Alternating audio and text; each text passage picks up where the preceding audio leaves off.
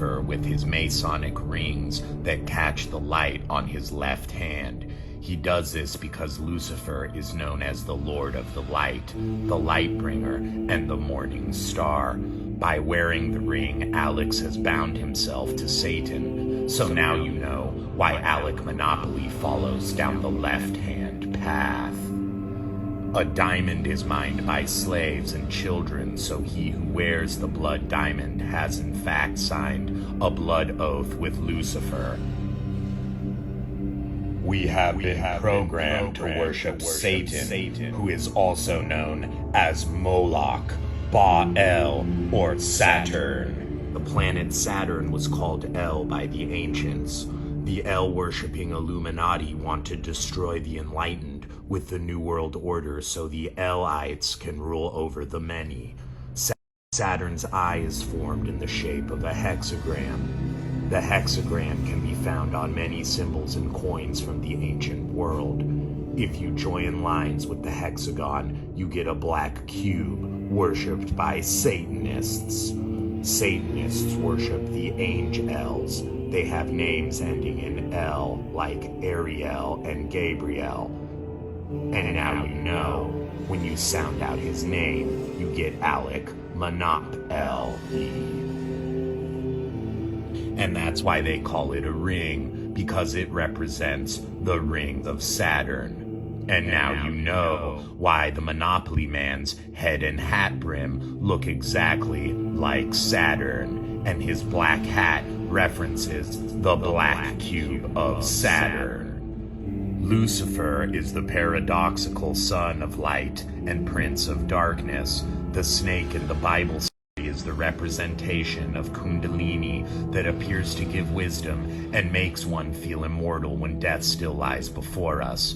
The master of wisdom, yet the author of lies. We eat the fruit of the tree of knowledge of good and evil and think we are gods in the Garden of Eden. So now you know why Alec Monopoly sells his paintings at Eden Fine Art Gallery.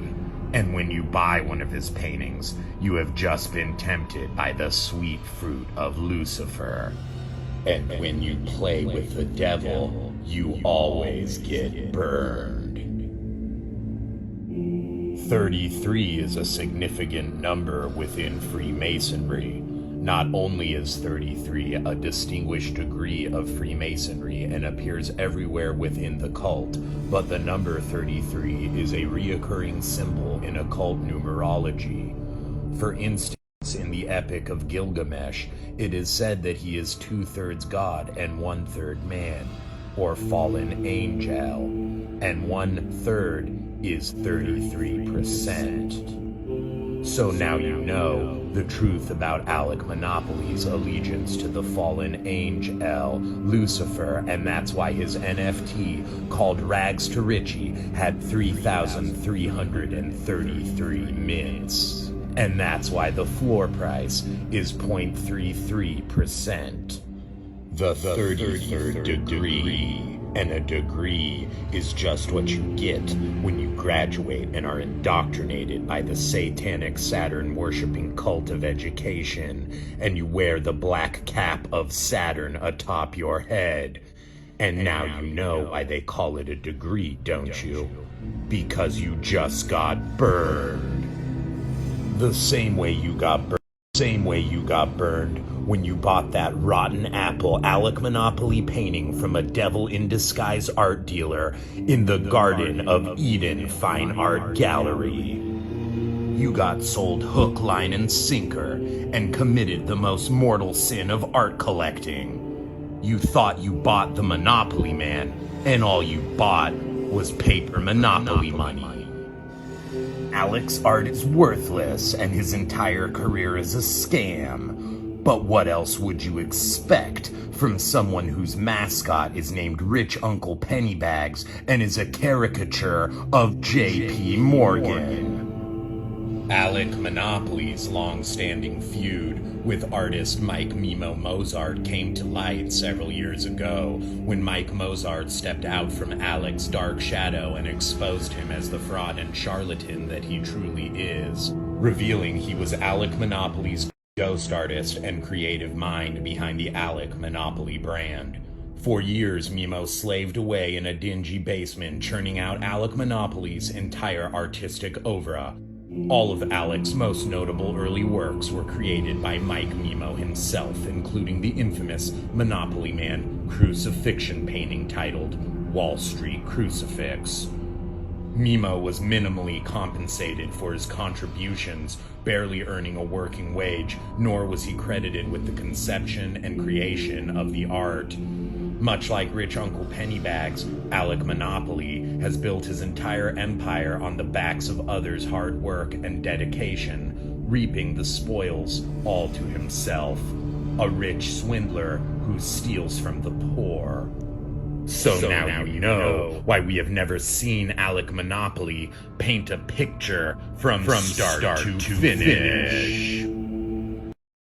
In fact, when put on the spot and forced to produce a Monopoly Man without ghost artists, assistants, or crisis actors, Alec Monopoly is only capable of producing a disfigured abstraction of a monstrosity that bears little resemblance to his studio art. In this rare footage uncovered by the producers of this film, we see Alec's inability to sketch his own art, instead requiring the use of stencils and assistants to create the simple cartoon proportions of his icon, Rich Uncle Pennybags.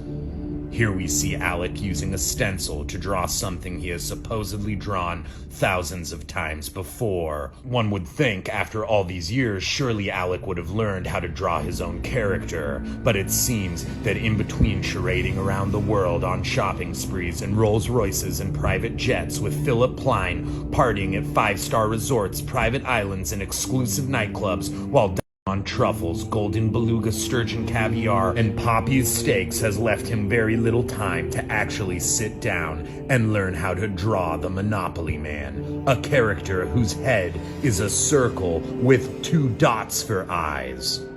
A character so simple, even a 6-year-old can draw it with more adequacy than Alec Monopoly can. So now you know the truth about who's really creating all of Alec Monopoly's art.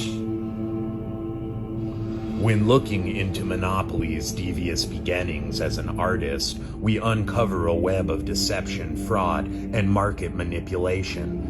Alec got his first big art career break when he painted an Hermes bag for known Illuminati Elite Khloe Kardashian, who also happens to be a family friend of the Andons, the parents of Alec Monopoly.